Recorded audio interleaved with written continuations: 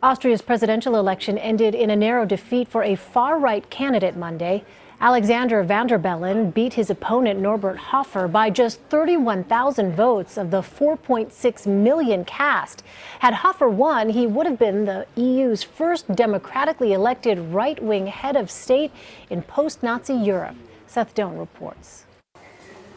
The vote count was about as close as it gets in the nail-biting bid for Austria's presidency. The left-leaning candidate, Alexander Van der Bellen, narrowly pulled ahead.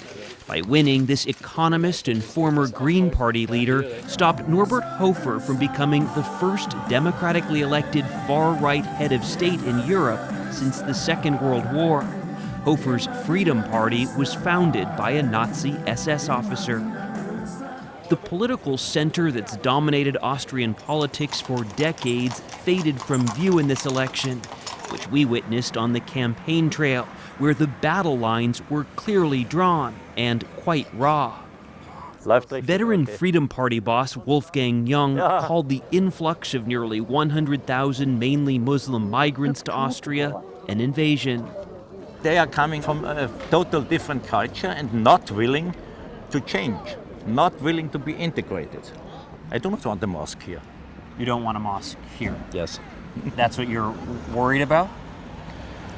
Not because of the mosque, but this is a symbol for something I do not want. I do not want, Austria is no Islamic country, and I do not want that my children will live in an Islamic country. Social security for our people. Underlining the our, yes, meaning Austria. Exactly. Political consultant Thomas Hofer told us how the Freedom Party used a series of crises to pull voters from Austria's centrist parties. They feel discontent with a lot of things, not only the refugee crisis, but also, rising unemployment, the problems on the labor market, the problems with the economy in general. You could be describing the U.S. election. Absolutely, and I think there is a link between the rise of the Freedom Party and the rise, of Donald Trump. Why? Because the anti-establishment message right now strikes a responsive chord. At the other extreme, we met teacher Kater Lichtner at a left-wing Vienna rally, where the slogan was "No Nazis" in the presidential palace. When Hitler came into Austria, he stood on that balcony and made a speech. It's not a coincidence that your protest is just over there.